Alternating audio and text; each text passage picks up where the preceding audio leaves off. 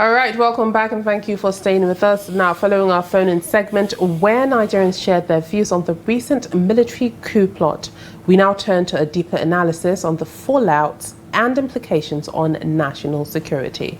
Now, intelligence reports emerging in early 2026 reveal that a major coup targeting President Bola Tinubu's administration was uncovered and foiled. Around 40 suspects, including officers across the Army, Navy and Air Force, including a sergeant colonel and other senior personnel, planned to plot to coincide with the 2025 Independence Day. At least one officer acted as a whistleblower, exposing the network, but the revelations point to serious vulnerabilities in Nigeria's security and political systems. Now, initially described as indiscipline by the Defense Headquarters, the full scope of the plot was confirmed in January 2026. The plotters even infiltrated the presidential villa, compromising security and gaining knowledge of top officials' movements. Court-martials are now set for the suspects, and a major reshuffle of the top military brass has been initiated.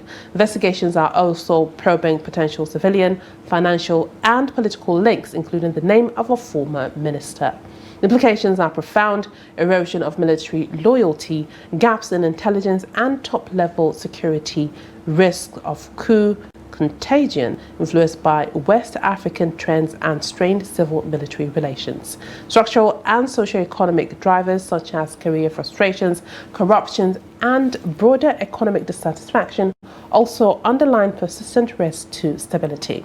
Now, joining us to unpack the broader national security and strategic implications of this foiled coup is Dr. Emmanuel Osemeka, Public Affairs Analyst. Thank you for joining us this morning. Good morning. It's always a pleasure to have you here. My pleasure to be here. All right, Dr. Osemeka, looking at the series of events that really did happen from, the debunking of the coup plot to us now being here, people being held responsible or accountable, or are going to be held accountable for this coup plot. Can you give us a bit of, overview and, how serious the threat is to administration and national stability? Thank you very much. When you guys invite me for this kind of issues, my heart bubbles, Look, this news of coup plot, attempted coup plots, has been in the news for almost 2 years. Before the administration inauguration in 2023, there was this noise about military takeover, military not takeover. Many of us felt it was one of those things, those narratives that is being pushed just to distract. Then, of course, you have the administration come on board and took so many decisions, both popular, unpopular decisions that is biting heavily on across the length and breadth of the country. Then, of course, you now hear that there were truly an attempted coup, which the government denied at the time. Then there were sketchy information left and right. We tried to dig, but we just couldn't find anything. Then suddenly there was this change of guard, where the current Minister of Defense was removed as the Chief of Defense Staff, and of course there were several changes. Several months down the line, this news resonates again, that the coup plotters are now going to be tried. So the question I ask myself is, can we be straight? What's going on? Was there a coup? Was there an attempted coup? Can we do the needful and move on with our lives? Because the government has already moved on. The government is already, continue to do what they were doing. It didn't seem as if there was anything. So if there was a coup plot or an attempted coup plot, the military knows exactly what to do with to those within their rank and file or within their officer cadre and all that. I do not think it is appropriate for us to linger on this forever, because in several, quarters now, you hear people say that yes, it's possible that there may have been an attempt, but it never materialized. And if that happened, why is the government coming now? Why are we blowing it up now? Is it to distract? Is it part of the strategy to keep Nigerians busy or curry some level of sympathy? The reality is that in this administration, information don't, it really is very difficult to scoop information. And you don't even know which is accurate or which is not accurate. But I believe that in days to come, a lot of things will be clearer. I hear there's going to be court-martial. Until we see that happen and men convicted with evidence, then. But I believe that in the life of Nigeria today, we do not need military incursion. We don't need military incursion because the military, leadership we've had for 33 years or thereabout, brought about the current Nigeria you have today. There were a lot of destruction because the rule of law was not in place. The military will wake up today and promulgate one decree. Another one will come and throw away that decree and bring another one. You didn't have that level of inclusion. Not as if the civil administration is doing a better job, but we know the level of human rights abuses Nigerians suffered, under the military incursion. Take it from the days of Aguiyi-Ironsi, Gowon, Muritala, Obasanjo, and the rest of them. Now, you just mentioned that Nigeria has a long history when it comes to military coup. Now, how does this recent plot compare to past attempts, and what does it say about the state of civil-military relations today? When you look at the news of military incursion in civilian rule across the West African sub-region, for example, especially if you look at the Burkina Faso, you look at Mali, you look at Guinea, Niger, and of course Chad. Chad has been there for probably forever and all that.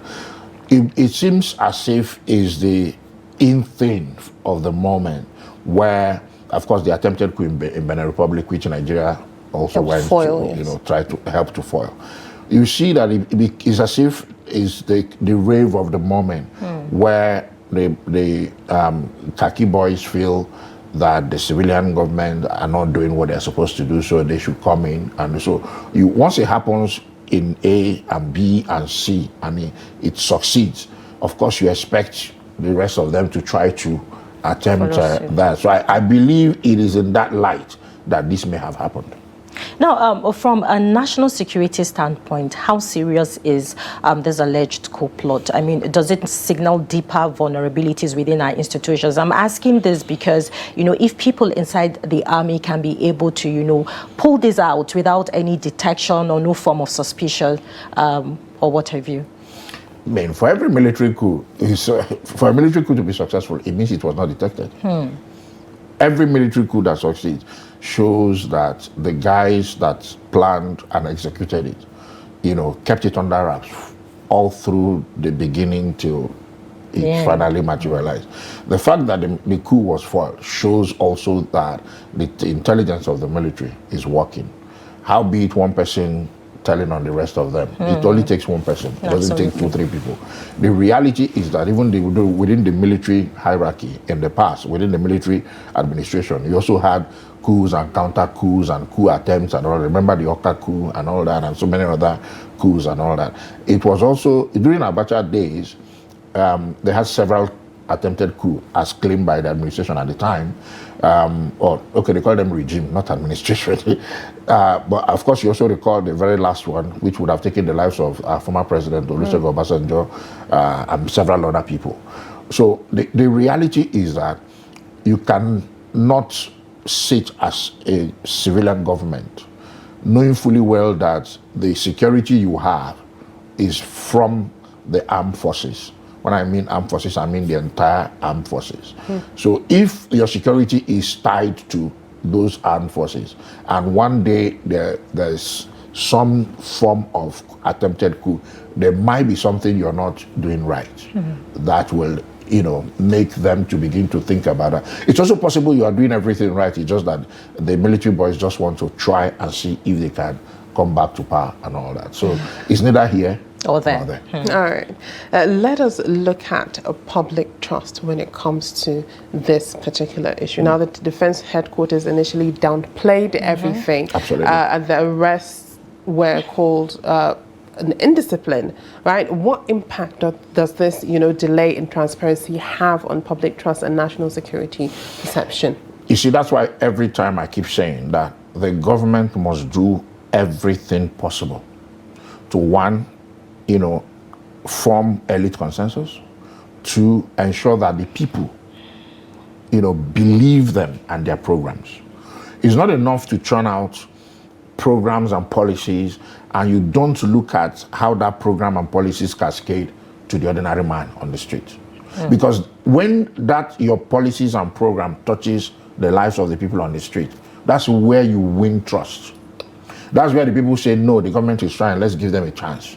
That's why the people say, no, don't worry, I have gotten this, I have gotten that, I have gotten that. Let me give you a classical example. I think it was in the Jonathan administration or thereabout when they removed subsidy. They came up with what they call SHOP, right?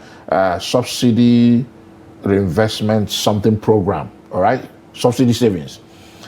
You saw people, you saw urban mass transit that was brought to ameliorate the high cost of transportation.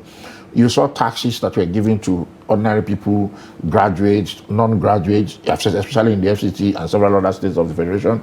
You saw several states doing a lot of shopping, activities. Transporters were given buses and all that, among several other things. Then also, in addition to that, under that Jonathan administration, you had what you call You Win, where people write programs or what they call concept notes, and they win as much as 10 million naira to start up their own business. Several entrepreneurs came out from those programs. You could see people who will come out and say, I didn't know anybody. I just did my own concept note, submitted it, and I got 10 million, I got 5 million, I got 3 million. You do things as a government to touch the lives of the people, not to hang in the air and on a daily basis. You throw 1 million people on TV, radio, social media, abusing everybody, telling them that they don't have sense, that you are the only people that have what it takes to rule Nigeria. No, that's not true. When you do that, you erode trust. You make your government appear completely incoherent. You create uncertainties in the system, because even when you do that, you end up not explaining your policies, but inadvertently you begin to play politics with the lives of the people. And when that happens, what the ordinary people look at is, how much am I earning, and how much can take me home, and how much will I have at the end of the day? Then, of course, you see the rate at which we are churning out, anti-people programs. For example, you remove subsidy, you increase electricity tariff, you increase gas tariff, transportation shut up, what do you call it? You brought a new tax law. Okay, so well, they say Nigerians have to be patient. Absolutely, Nigerians have to be patient. So I just want you to quickly paint a picture for us, so that due to time, so that we can have more questions to ask you. If this plot had succeeded, or even, sparked violence, what would have been the immediate impact on national security and public confidence? Any military incursion in Nigeria today will set us back heavily, because Nigeria has invested heavily. Now I don't know how to put it. Nigeria, we've expended so much that we don't even know what the outcome of that investment will be eventually. We don't forget, we moved from $4-5 trillion budgeting cycle to 57 trillion. In fact, from 4 trillion to 3 trillion, Buhari's first budget was 14 trillion. We moved from 4 trillion to 14 trillion. So more expenditures created inflation. Then secondly, it went to 17 trillion to 15 trillion, like that. Tinubu's first budget was 44 trillion. So when you talk about the level of inflation you have, you see where it's coming from, because of the volume of expenditures that are not tied to production, right? And don't forget that preponderance of that money is going into debt servicing, salaries, and basically. Now, when you have such level of humongous expenditures that is not tied to any critical production that will give you return on investment, then of course you now add the coastal roads, and of course the other super highways that are being built without National Assembly appropriation as they claim. When you look at those level of investment amongst others, and you have a military incursion, what do you think would happen? They will put a stop to all of those things. That's number one. So those are, first of all, money wasted. Like inadvertently we've increased what you call our abandoned projects. Recall that I think it was also Jonathan administration set up Professor Sylvester Monier's committee to look at the abandoned project at the time. I think it was in 2010 or 2011. And they came out and said that the federal government had about 1,000 plus abandoned projects. And the government came up with a policy that instructed all the MDAs, ministers, not to start any new project. That's where efficiency comes in. That's where you begin to lay hold of the administration. For that period, they began to tackle a lot of the abandoned projects and began to complete some of those projects, because every abandoned project is money down the drain. True. By the time you come back again to do them, the inflation would have taken place, and of course, is taxpayers' money wasted. So when any military incursion that succeeds today is not going to spell, Uhuru for Nigeria. No, it will certainly set us back, because at the end of the day, the military boys will first of all line their pockets. Then their civilian counterparts, or those that will work with them, will also, churn out propaganda just to perpetuate them in office. And trust me, it's not going to be another 1 year or 2 years or 3 years. They will tell you, transition program and blah, blah, blah, all that, the grammar they speak and all that. So what we have today may not happen. I might not even be able to come here and speak freely. All right. Now, speaking of civilian counterparts, now, according to reports, civilians and politicians, or their political links and financial links, have been investigated. Now, how critical is it to uncover, these connections in preventing similar plots in the future? The truth is that after God, next is government. Government is very powerful, and government is huge. Government has a lot of resources at its disposal. There's nothing any government wants to fish out that they cannot fish out. You see, like I used to tell people that, we say, the Nigerian police or the Nigerian security services are not good. I say, commit one crime against the state. You will go and hide. They will bring you out like a rat. The Nigerian police is very efficient. God, you see. So you're saying they are very efficient when they want to be efficient. Well, yeah, because I've always explained this, but people have failed to understand it. The Nigerian security system was set up by the colonial masters, and initially the intention of setting up the Nigerian security system, which then was the Nigerian Constabulary, was to take care of the white men. What do they call them again? The expatriates. So at the time, the police or army or whatever were there to protect the Queen's officers. And when we got into Nigerian rule or civilian rule, or when Nigerians took over from 53, 57, that constabulary system also focused on the elite protection. Then we went into what we call a metamorphose from the Nigerian Constabulary to National Security Organization, which is made up of what you have today: Army, Air Force, police, what have you, and all that. DSS was not, it was all part of police. What their major aim at the time was still elite protection or political protection. If you go through the history of Nigeria, you see that a greater portion of the Nigerian security services is in the business of VIP protection. Now, what would be the repercussion if these links are not flushed out? So that's why you see that whenever there is some sort of security lapse within the political class, they foil it quickly. When ordinary people commit crime and it affects the political class or the elite, they will fish it out. But if it concerns you, the English you hear is that it has nothing to do with national security. So the security system is built around national security. It has to be tied to national security. That's why you see if you become minister today, you can't move anyhow you like. Before you climb your lift, somebody will have to, in fact, 3 hours before you arrive here, they would have swapped. Why? Because you are tied to national security. So anything that has to do with national security, the Nigerian security services is at the top of their game. So that's why coups may not be easy to, execute in Nigeria today.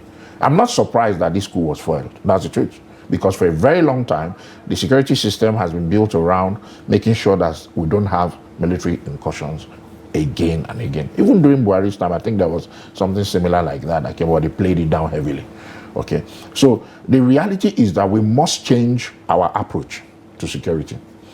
I know that in several parts of the developed world, they do security based on zip code. Zip codes, because if you live in certain zip codes, for example, your tax system is higher. You have higher police presence. The police response to you is also quicker and faster. There are certain zip codes you live in. If you call police, it might take hours before police will come. So for those that live in low-income earning areas or those that live in areas where you have high propensity for crime, you don't have that volume of policing. But of course, they get their policing system. But when you talk about places like Alesa, Sokoro, Metama, and Co., if there's a crime for such area, if it's abroad, the policing system is top-notch.